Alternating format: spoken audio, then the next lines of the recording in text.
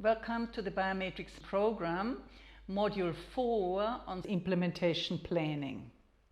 One of the main challenges in any change management situation is that an idea or a design without a plan for implementing it remains a daydream.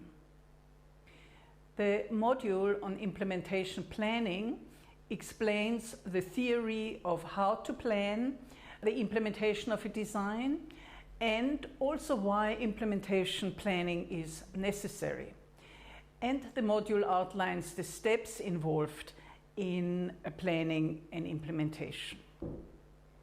Concerning the continuity of your case study, please continue with your case study from the first 3 modules. In Module 3, you created an ideal design, while in this module, you will deal with planning the implementation of that design. This involves making an implementation plan. Some of the basics we need to know about implementation planning is the following. There's a difference between an ideal design and an implementation plan. The design describes what the ends, what needs to be achieved, and the implementation plan is the means of how to get to the design. It is more concerned with the how do we get from where we are to the ideal design. There's a link between conceptual and physical reality, whereby the design represents the conceptual reality and the implementation plan is the bridge or the link to get the design into physical reality, provided there's implementation according to implementation planning afterwards. Any implementation strategy, like any other strategy, is actually a planned course of action. So it is an activity system and needs to be designed according to an activity system involving the 7 forces of organization. So especially if we're dealing with an implementation strategy that is very broad and generic and also is in itself a large system, we would do well to make an ideal design for it. For example, if I want to install a new education system and one of my implementation strategies is to train the teachers to be able to deliver the new system, then this can be a huge exercise, especially if many teachers are involved. So it is useful to make a project design for that specific implementation strategy according to the 7 forces of system organization. There can be alternative strategies, implementation strategies that need to be explored. For example, if I want to set up a new system and need to staff it with competent people, I could train the people myself, or I could import trained people. For example, those would be alternative strategies. There are criteria that help us to distinguish which strategy may be the more appropriate one. One of them is based on the design criteria itself. If I have a very unique design that needs a unique delivery, I may have to train the staff of that organization, for example, that I set up myself. So the design criteria determine what kind of strategy is appropriate. There could also be other criteria, spatial criteria, geography, for example, I'm in a location where this is not possible, or that some stakeholders are around not allowing it, for example, that it's against regulation if I want to do something. Or there could be temporal criteria, that it would take too long to train and I have to take a shorter term approach, so I have to maybe import qualified labor. Another generic principle which we will be talking about is cascading the design in space, in other words, into parts of the system, and also in terms of time, from the long term to the short term to the immediate action plan. So implementation planning spans strategic planning from the very broad to the very specific, and from the long term to the short term. Ultimately, an implementation plan must give me the individual action steps that need to be taken in order to implement the design. Implementation planning involves determining the action steps that a system needs to take to move towards its ideal future. In a situation of problem solving, the ideal future is the current design of the system, and to determine the action steps that need to be taken, no redesign of the system is necessary. However, in a problem dissolving situation, we first need to finalize the design before we can start to determine the implementation plan. Namely, what strategies will be required to achieve the design, and also what action steps need to be taken within each strategy. We are using project management principles to determine an implementation plan. This involves identifying the action steps, determining the resource requirements for each step, the time requirements, and also who is responsible for the overarching strategy and within it for each action step.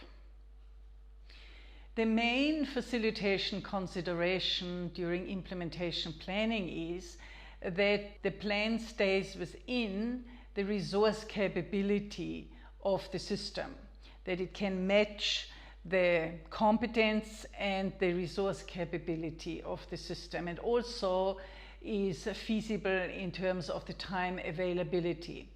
If it is not feasible in terms of resources and time, then possibly the design will have to be changed, and the planning facilitators will iterate back and encourage the design team to review the design.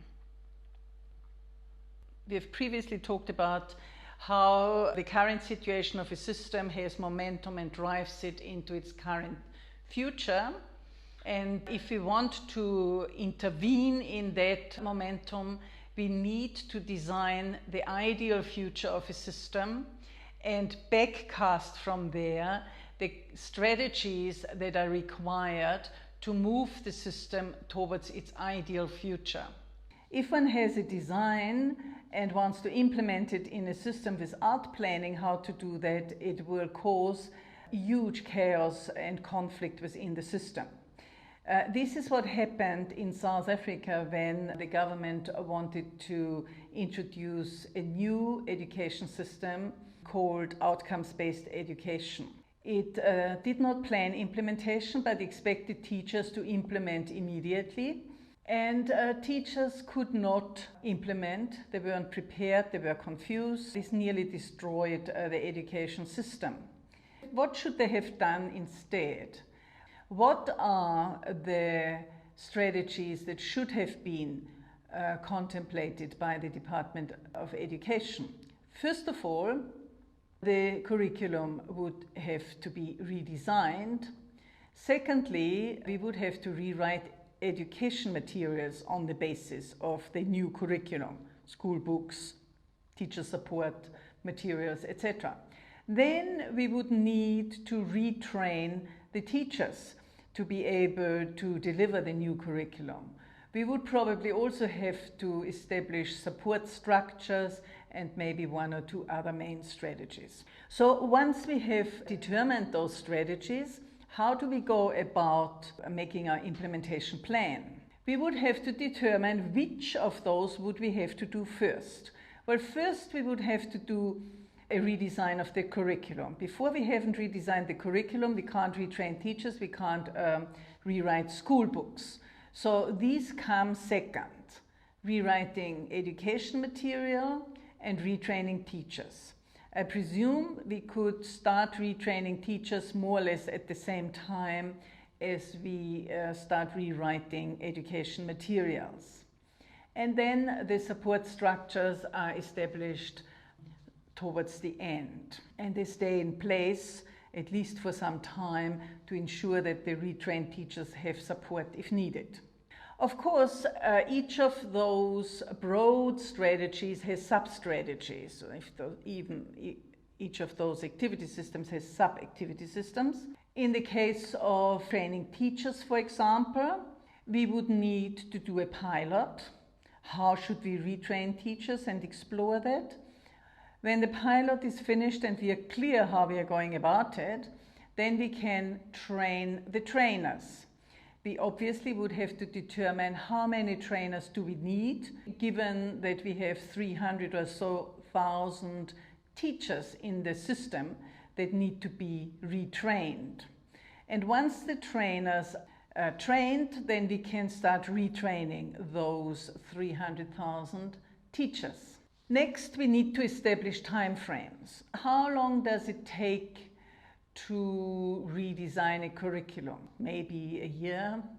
How long does it take to do a pilot? Maybe a year, maybe train the trainer another year, and then probably will take 3 to 5 years or even more to retrain all 300,000 teachers. So if we're adding up our time periods, then we are on 6 to 8 years. So we are there at curriculum 2008, something like that, 2006 to 2008 in our case study. We also would have to establish the resource requirements for each phase. How much does it cost to redesign the curriculum? Who would be involved? The resource requirements for that. How much would it cost to do a pilot, train the trainers, and what resources would be required for each of those? So we can plan that in great detail and also establish responsibilities. Who should be responsible for redesigning the curriculum, do the pilot, and so on. And obviously the budgets are allocated according to those plans to the different organizations involved in those exercises. Let us summarize the steps in implementation planning. First, we explore different implementation strategies. We try to be as complete as possible to achieve the ideal design. And we can explore alternative strategies or alternative groups of strategies. It is useful to make a very quick assessment of each of the strategies in terms of the 7 forces of system organization to look at their feasibility. Then we look at the sub-strategies of each of the strategies and determine the sequence of the sub-strategies. Then we look at what are the desired outcomes we want to achieve for each of the sub-strategies and the strategies as a whole. Latest by here, we would need to make a choice which of the strategies we choose unless we make alternative implementation designs. It is left to the implementer to see how detailed the implementation design should be. If it is a huge project, it will have to be, as I said, a detailed project design, because implementation strategies tend to be projects. They end when implementation is achieved.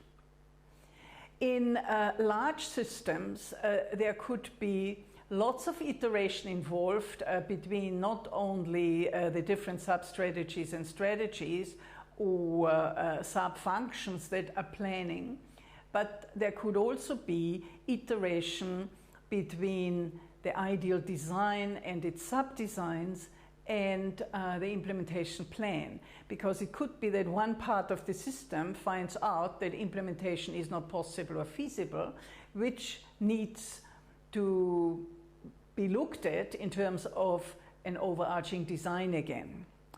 Just as a picture how complex that could become is if you're looking at something like the energy supply chain, it has these many subsystems.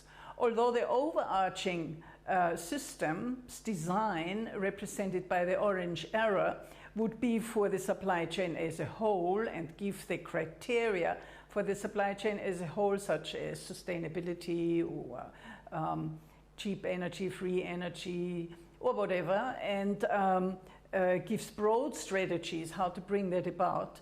It can have very different repercussions for any of those subsystems that we see. We also need to look at, in implementation planning, at the length of time it would take to do that, because it has to be coordinated if we work with the supply chain across the whole supply chain.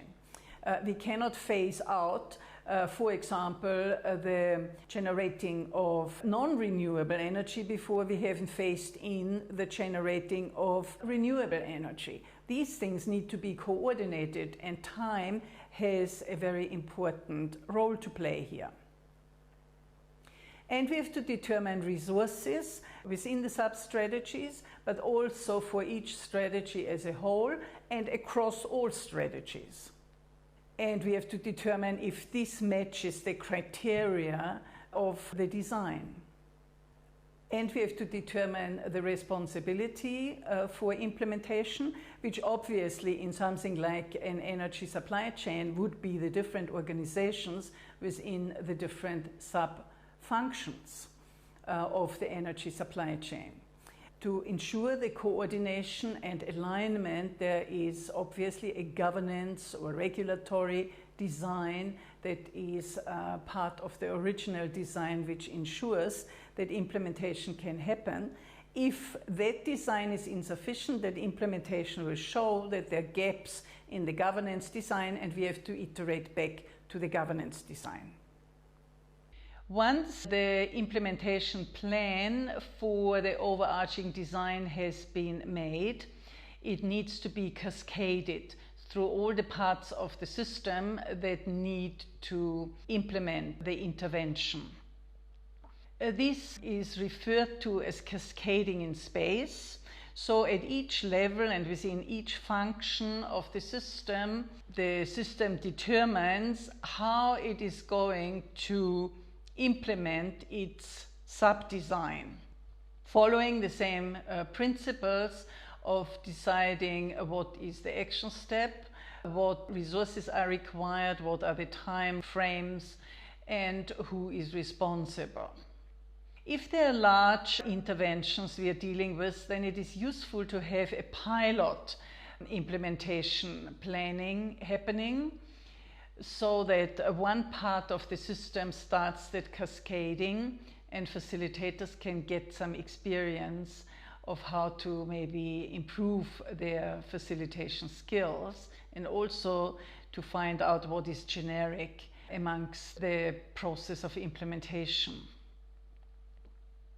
If facilitation occurs in workshops where the members of a team work together in cascading the plans and determining resource and time requirements, it will be easier for everybody to do, and it will also generate more buy-in. It is important that facilitators ensure that each stakeholder understands the overall design, as well as what that design means in his or her work situation, and also what the principles of implementation planning are and how they can apply it. If necessary, facilitators can develop a training program, and this can accompany the cascading of implementation planning throughout the organization.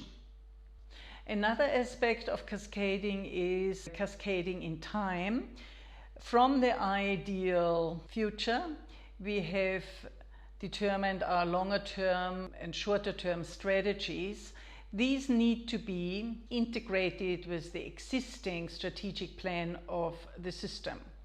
So at the end of our cascaded implementation planning, each system has integrated the plan into their current strategic plan, which ranges from the long-term strategic plan to the annual strategic plan to the current operational plan. And as the system starts implementing its operational plan, which contains the implementation plan aspects, the system will start moving towards its ideal future. I would still like to highlight some of the major problems that we have with implementation planning. The first problem is that we have illustrated in the education case study of South Africa, namely that we assume the design is the plan, that we have a design and it can be implemented. This is a very typical mistake made in all public policy. We design a public policy and then we expect that it is getting implemented by different. The second mistake that is often made is that we think we can drive implementation by throwing money at it. A typical case study of that was the healthcare transformation in South Africa. Post-apartheid, South Africa wanted to establish a primary healthcare system, which was a very good system. It was very needed. The mistake in implementation was that in order to speed up the service of healthcare to the population, the government transferred budgets to provinces and local authorities in order to get the primary health care going. Unfortunately, there were no primary health care practitioners yet trained. At that time, I facilitated with the University of Cape Town a syllabus for training primary health care practitioners. So the syllabus wasn't ready, let alone the first student enrolled, let alone a single primary health care practitioner available. Not enough clinic had been built yet, no pilots on how to establish those clinics, manage them, etc. So the provinces sat on all that money and couldn't spend it. The newspapers shouting, the people are sick and here's the money, the government is incapable. So this is a classic mistake.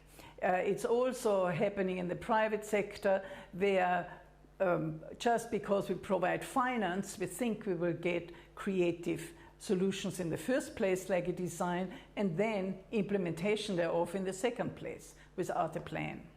A third mistake is driving implementation through restructuring of existing systems. That was also a second factor in the South African healthcare system, because during apartheid there was a lot of duplication because of the racial segregation, which had to be integrated. But there was also the need to make the system more decentralized, especially primary healthcare deferred to more local level, and there was a lot of restructuring happening without actually concern about content. It is pointless to make a governance design and reorganize governance structures if that needs to be governed isn't designed yet or not in existence yet. And another very prevalent mistake is that we implement strategies almost ad hoc in a knee-jerk reaction in response to a problem without having an overarching systemic design. The classic example of that is the German energy transformation, the famous Energiewende, which happened post-Fukushima when Germany decided to close its nuclear power stations and make sure that energy will be generated more renewably in future. It set very ambitious targets. It provided as a solution, temporary solution, support to the renewable energies, especially the solar energy, to have access into the transmission networks with their generated electricity before the electricity generated by coal or nuclear. The result was that the solar energy sector boomed. There was a lot of creativity and development in the economy. Another result was that the coal power stations had less profits, because when the sun was shining, then the electricity was taken from the solar and not from coal, which have a model of continuous generation, and they couldn't profitably switch on and off their generating. So the lobby, powerful as it is, achieved that the preferential treatment of the solar energy was taken away, with the result that overnight the solar energy collapsed and was bought up by China. And the renewable energy movement was set back. Some years later, there was an adjustment that households themselves go into solar, but that has the problem that we have systems, storage systems in houses that could become a problem in terms of waste management in a few years' time, when we have these millions of individual battery systems having to be replaced. So it is doubtful if this is as renewable as is desirable. In short, the whole Energiewende should have been planned, and this is a long-term plan, because one cannot turn off legacy systems overnight and expect other systems to come in overnight. So it needs an overarching plan how to phase out more of the non-renewables and phase in more of the renewables in such a way that it is profitable for all of them. However, I must say, when we deal with systemic solutions, it is not a matter of maximizing profits, but rather of fair profits. Otherwise, we can never achieve a collective, overarching, containing whole that works for everybody.